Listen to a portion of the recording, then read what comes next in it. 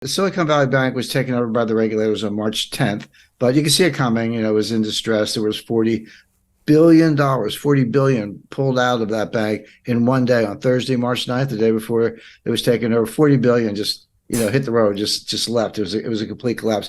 And I was having a discussion with my editor, my managing editor of one of our publications, Strategic Intelligence, and we had, you work a little bit in advance, and I planned to write something for our April issue on climate change. It's a big subject, and I had outlined it. And he said, Jim, we got to do this banking crisis. I said, of course, let's put climate change down the road. We'll work on the banking crisis.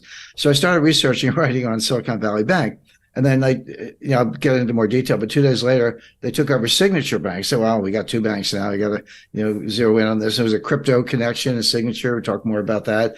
And then the next day, First Republic hanging by a thread. It's still hanging by a thread, by the way. Again, we'll go over all this in more detail. And so I couldn't write fast enough because as I'm writing, the story is unfolding. And then you get all the corruption, insiders selling stock before the crash. Mary Daly, the chief regulator, president of the Federal Reserve Bank in New York, she's running around doing LMNOP plus and pride flag and all this stuff. Fine, that's, it's a free country. You can do that if you like, but she wasn't running the bank and she knows nothing about risk management. She's a labor economist, protege of Janet Yellen, came up the ranks, but knows nothing about risk management or actually running a bank.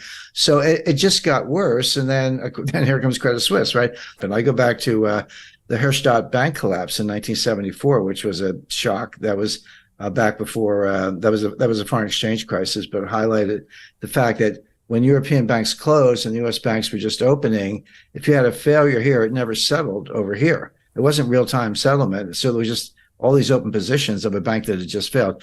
The S&O crisis in the 1980s, the Latin American debt crisis, the early to mid 1980s, the flash crash in 1987, the Mexican tequila crisis, 1994, long-term capital, Russia, 1998. Of course, I negotiated that bailout dot-com crash, 2007 mortgages, 2008, everything falls apart, 2020, COVID, and now today. So I don't know if I'm a magnet for trouble, but I've seen my share of financial crises.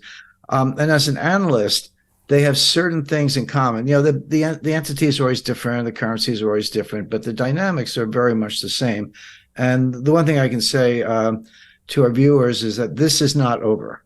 There's been a little bit of a sigh of relief. Stock market rallied a little bit toward the end of beginning of April. And okay, that's a normal reaction. But any thought that the problem's been solved, the bailout's complete, you're not going to hear more is just not true.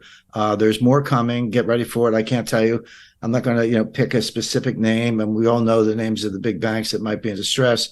Is Deutsche Bank or Barclays or HSBC, Santander. I'm not picking on any of them. I'm just saying that there are more dominoes waiting to fall.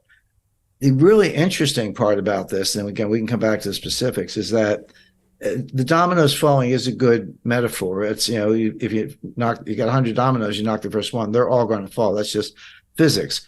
So how do you stop that? How do you stop that crisis? Well, you truncate, you drop a steel wall between two dominoes, and this one hits the wall and this one's still standing.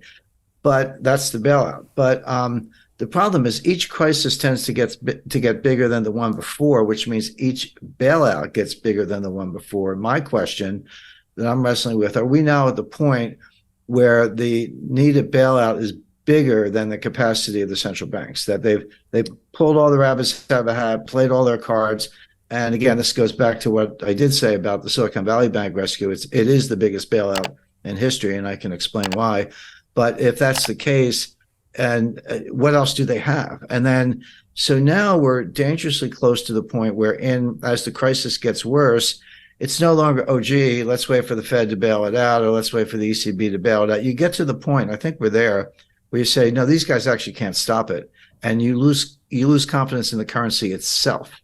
It's the dollar. The crisis is the dollar itself, and the euro, goes along with that. And then that's the crisis. And there's no way to bail out a dollar crisis with dollars, because you're just pumping more of what people have lost confidence in. And then, then where do you go? And there are good answers to that. We've seen it again. We've seen it all before, but you have to kind of take the timeline out to 1,000 years, or the 1350s with the failure of the Bardi and Peruzzi banks in Florence, to see how these things can really play out. So this is big. It's not over. the regulators will attempt more bailouts, but we're at the point where I think you can start to question the regulators themselves.